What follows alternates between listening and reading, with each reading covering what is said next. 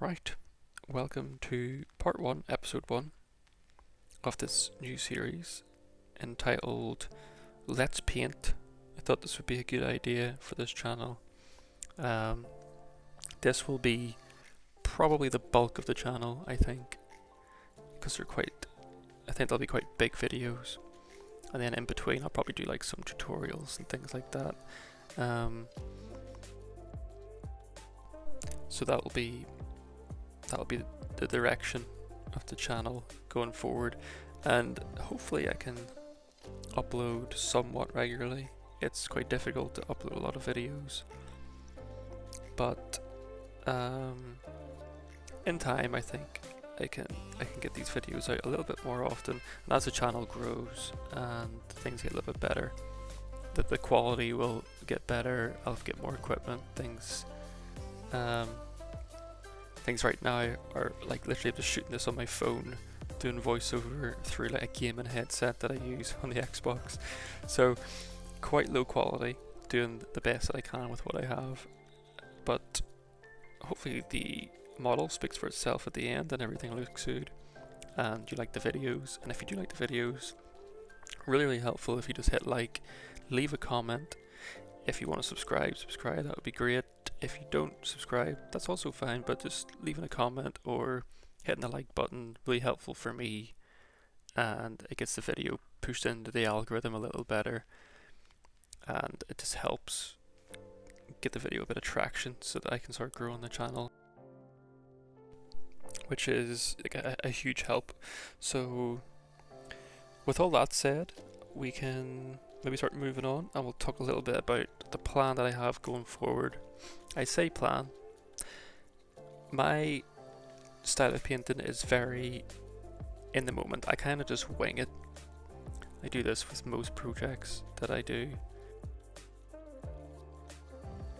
I like it this way. I enjoy it a little bit better when it's like this. And yeah, I just think it's the most fun way for me to paint. Just being creative in the moment. So which makes it a bit more difficult to do like voiceover, because shooting a video, it tends to help if you have a plan, and I don't have a plan. I just go into it and I hope for the best, and I make things up as I go along, which is what I'm doing right now. So let me explain what it is I'm going to do with this base, because I'm literally coming up with it in my head as I go. So the idea that I have in my head right now, at least, is I'm thinking World War One and that trench warfare type of base. So it's going to be a lot of mud, like turned up, maybe some puddles, so I might get the water texture, do some puddles, I just want that realistic feel of like a battlefield. I don't want I just want realistic. So that's what I'm aiming for. I want to aim for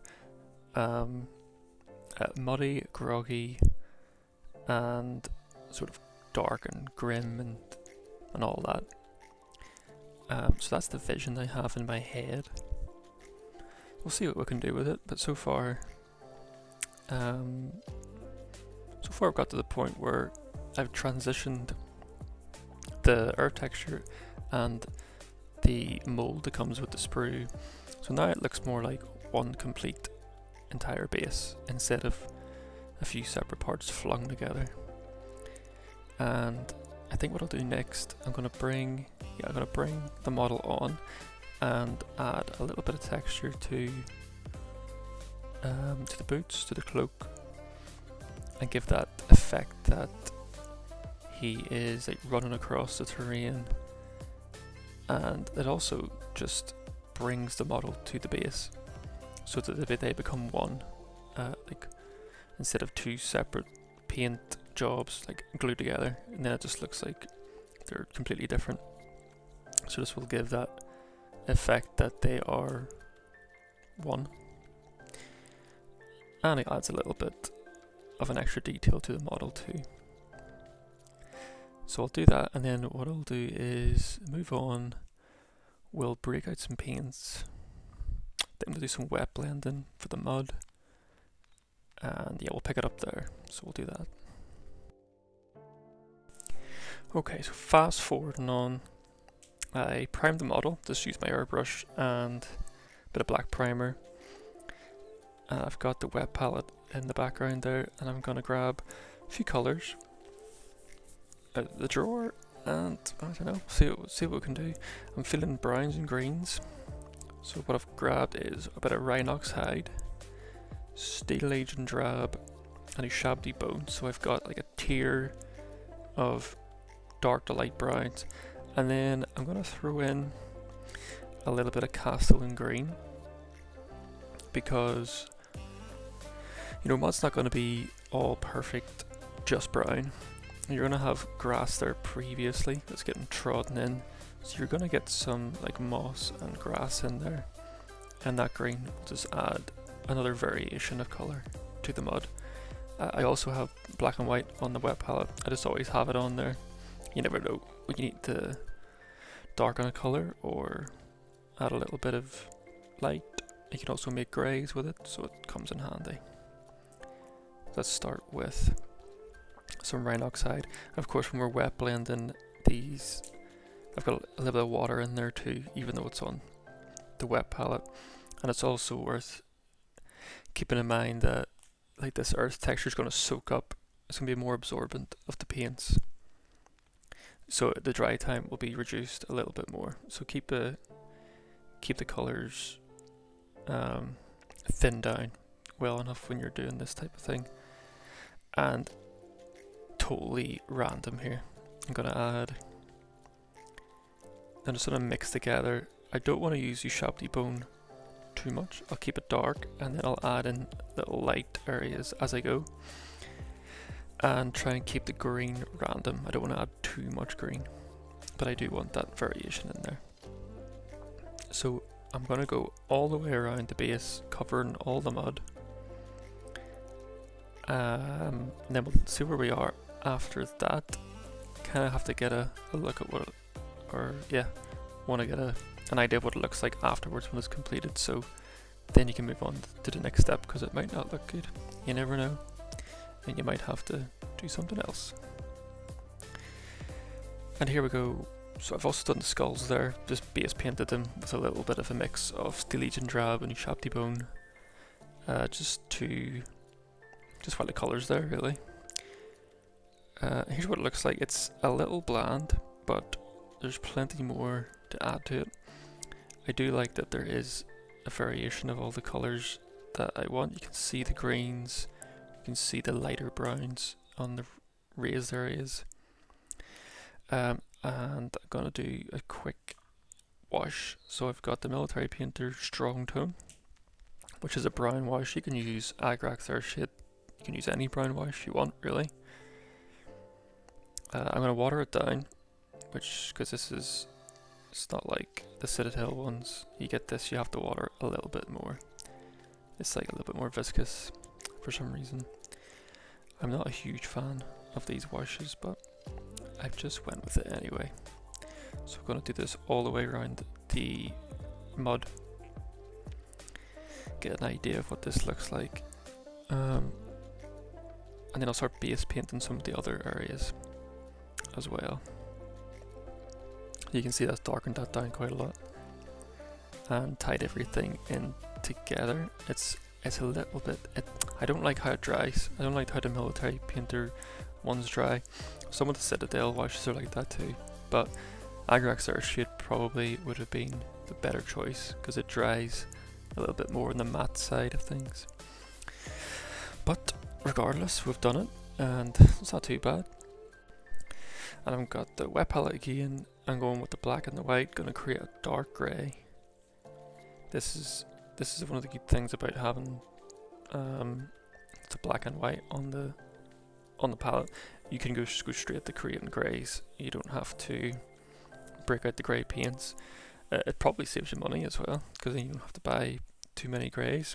You can just buy the black and the white, which you'll use for a lot anyway, and you can mix like all your tones of greys. I'll not have to go into my paint drawer and grab out any actual grey paints, which is very, very handy. So let's start bringing in some colour to the other areas. I'll do all the rocks, and I think I'll put some Macragge blue down on the Space Marine because I'm going to do them as an ultramarine. And I think the blue will offset everything else, so you'll stand out nicely. So I'll do that, and then we'll come back because this could be a bit boring just watching me base paint stuff. It is the most boring part. So I'll come back when that's done. And fast forwarding, now I've got some colour down. I did Macragge blue for the armour, Mephiston red for the helmet, and Retributor armour for the gold bullet casings and that like ruin at the back. I've yet to start the torch, but from here I'm going to move on and start adding in some highlights to what I've already done. But we're making good progress, we're getting there. So let's add in some highlights now to what we've done.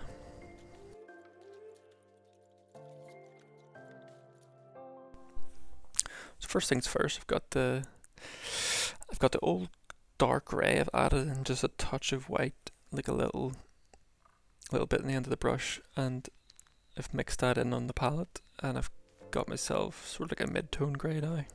I think this would be, if it was the actual Citadel colours, this would probably be somewhere between Administratum grey and, what's the darkest one again?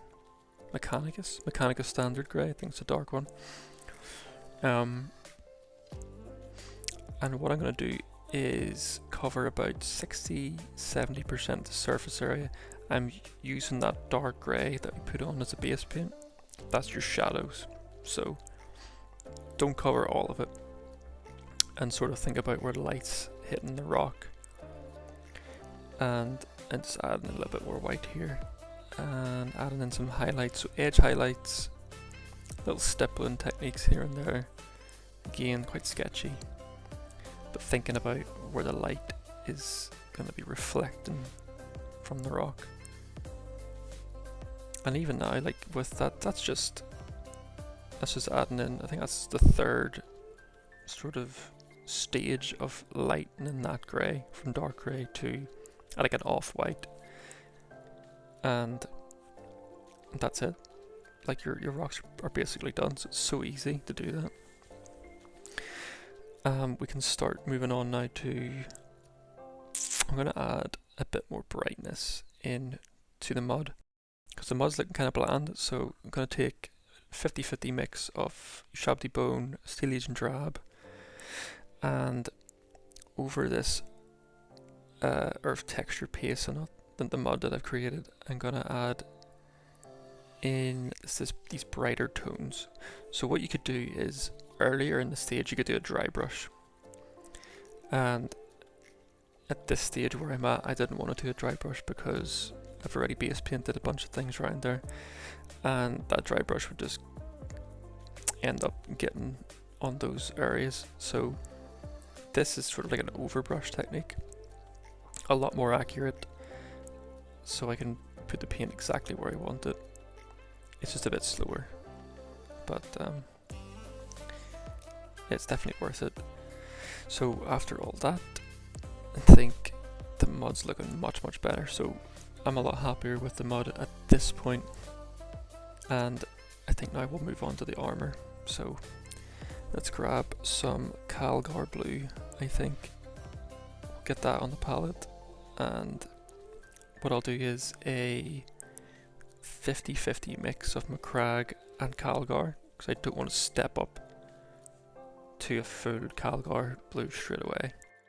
And what I'm doing there with the back of my hand is I'm just taking off some of the excess paint and the excess water that gets in the brush, so I get a nice sharp tip on the end of the brush. And so that's why I'm using the back of my hand, and like I'm twisting the brush as I go. I'll maybe make a video on that at some point. But I'm adding in some glazes now to the armor panels. Again, same with the rocks, covering 60-70% of the surface area. And leaving the previous darkest colour, your base paint, as the shadows. And I'm just building up the colour nice and slowly.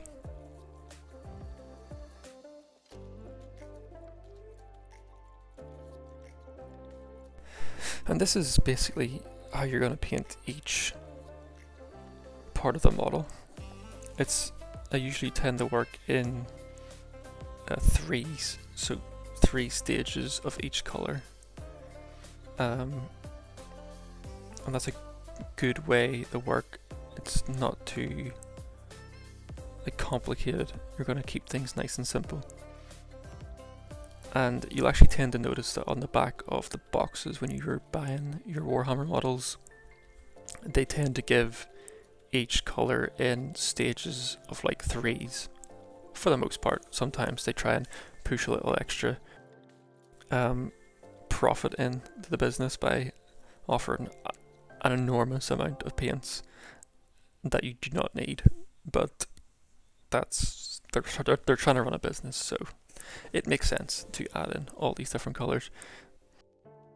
But that'll be for a different time to explain that.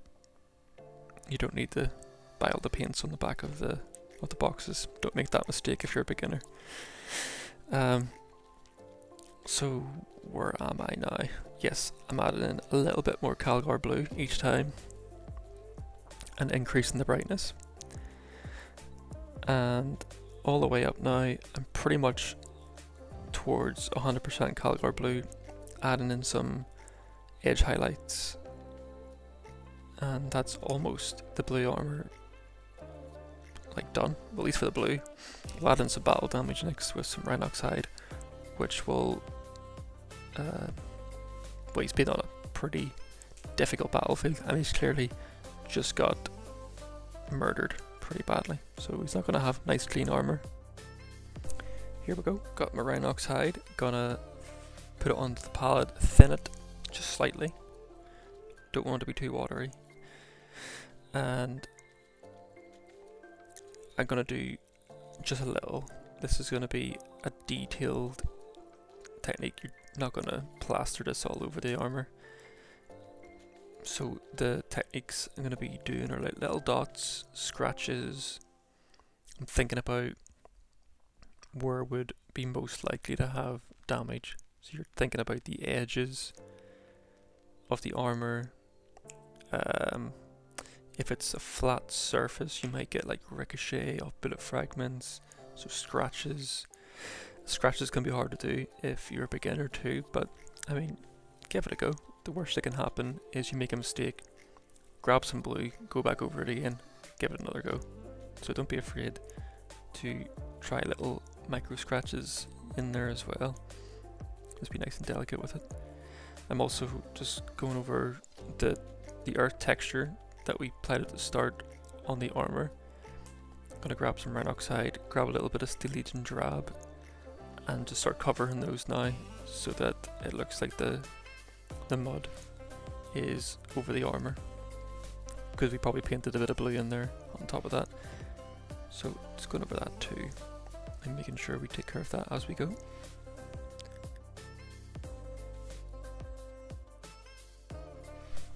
And I've got my Calgar blue, just the second stage of doing the battle damage. I'm going to add a highlight back in of the armor, so Calgar blue, because it's blue armor of course. And you're gonna go around the Rhinox hide that you made like little imperfections, and you're gonna add just a touch of the highlight color next to it. And what that does is it adds the like impression of depth to the armor. So like it's actually being scratched. It wouldn't be on the surface. It would be like on the surface and a little bit lower, just taking that paint off. So this is what you're trying to achieve with this. And then once that's done, your battle damage is completed.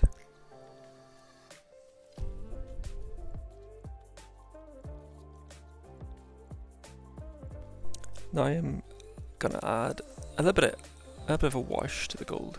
So I'm taking Agrax Earth Shade and I'm gonna go around all the gold parts, all the bullet casings and the gold ruling thing at the back. I have forgotten to do the shoulder pads, but I'll come back and do those. Another thing that I did also was the red helmet. I used 50-50 mix of Mephiston and Wildland Rider red, and done all the same steps for the blue, just with the red, and then added in the battle damage too. So that's that bit done. Add the wash in, let it dry, and then we'll move on as well. So here I've got a very messy wet palette, but we're going to start the flames on the torch now. So I've got my Mephiston red, adding a little bit of black to it to get a nice base colour. As you can see, I went ahead and added in some base colours for the torch handle, which was just like Rhinox hide, bit of Steel Agent drab for the wood, Retributor armour for the gold, and there's like nails that go through it, so just your basic lead belcher for that. So the plan is I'm gonna base paint it here first, and then we're gonna do a bunch of wet blending and try to get a nice blended effect for the flames.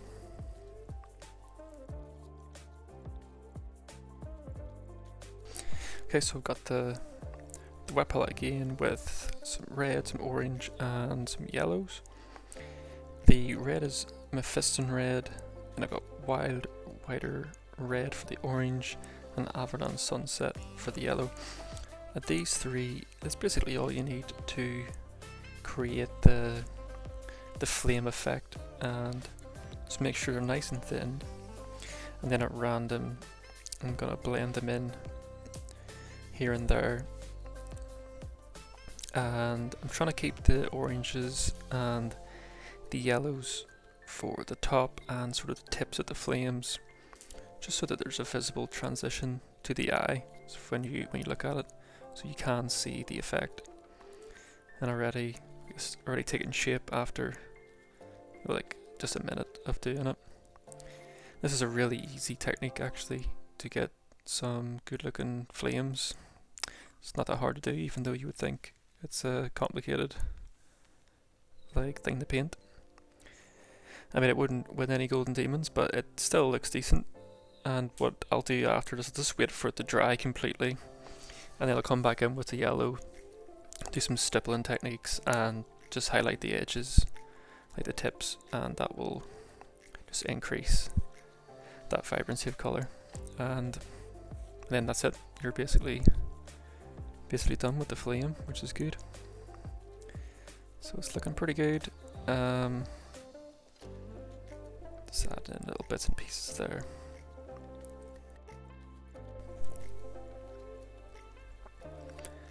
And then after it's dried, back to the yellow again, like I said, adding that on top just to give the highest highlight. And I mean, that's pretty much it done. We're pretty much at the end of all the painting. I'm going to do some extra effects now. I'll be doing some grime and probably some puddles too, so we can skip forward to that, and now we're going to finish things up and come to a close on this base.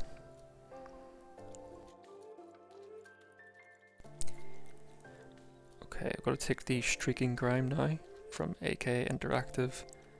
This stuff you wouldn't normally use for what I'm about to use it for, but I think you can just make use of the tools that you have at hand, and I just want to try and create some additional textures on the mud and on the base. So this will be applied at random on the mud, and then on the armour, just random spots I think, in the little crevices here. I've thinned it down with a bit of thinner. I don't think it needs to be thinned down, so I'm kind of experimenting here. I'd rather do it thin at first and it look good, then kind of go straight from the pot and then regret it. But I think here I actually switched to just going straight from the pot, because it's already quite thin as it is if you shake it well. And make sure you're using an old brush for this, because it will quickly mess up your good brushes. So yeah, I'm just going to go at random around here, and of course, like I said, the the goal is a nice additional texture already added on to what I have. And the stage after this will be the puddles. So once I finish this, let it dry to see what it looks like. I'll grab the water texture and stick in some puddles on top. And luckily with the puddles, we'll just go straight in with it because what's underneath basically is what shows through the transparent puddle mix. So I'll not even have to like mix anything in, I don't think. But anyway, I'll skip to the puddles. We'll see what this looks like first and we'll go from there.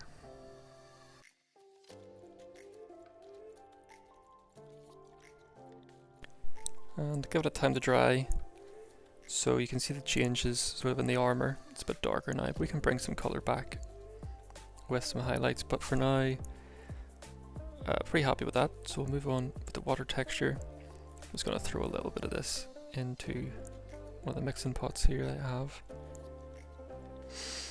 And yeah, and then we'll just apply this straight on and we'll do some random puddles.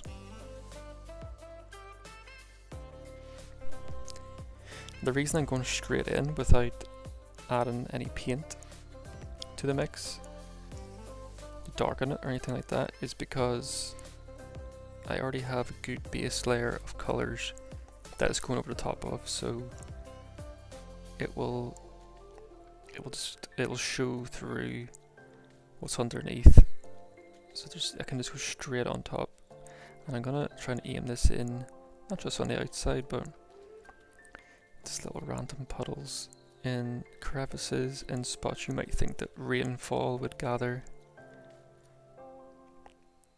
And again, less is more, so we're not going to plaster it everywhere. I just want to add in another texture on top of everything else, something else to look at. And I think this is really going to be the cherry on top, just add that last feeling of a real battlefield.